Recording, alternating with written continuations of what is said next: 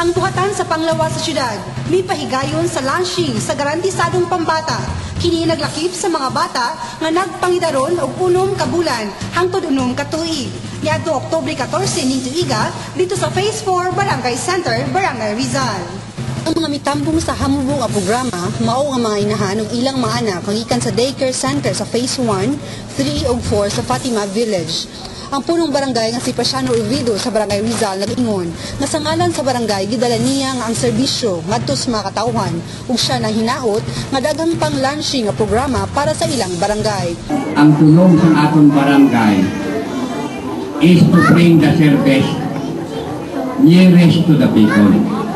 Nga ang barangay ninyo puron 2010 base papapilian na punta sa mga launching nga ginatawag, murag dili na tama ulaw, kay makumplito na naton probable ang aton mga proyekto sa barangay center.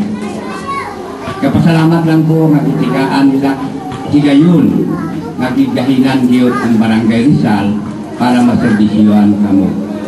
Ang resource person sa programa mao si City Health Officer Dr. Arnia Lawrence Portuguese nga maoy nihatag og katinawan sa pamaagi sa pagsalba sa bata o garantisadong pambata aron maabdikon ang mga inahan sa pagtambong panahon sa ilang pagmamdus.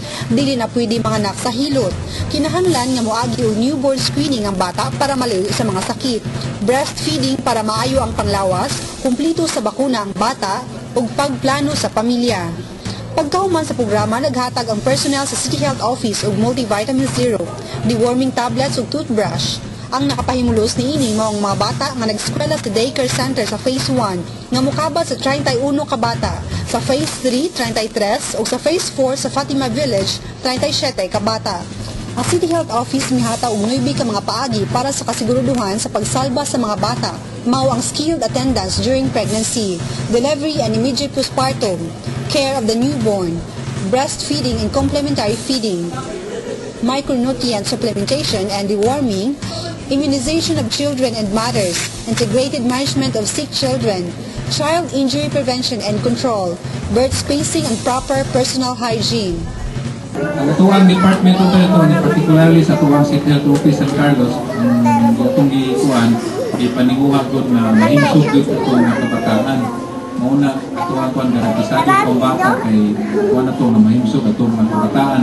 Actually, ubay-ubay ni sa mga kuan, mga concept project sa gobyerno ng cover ani.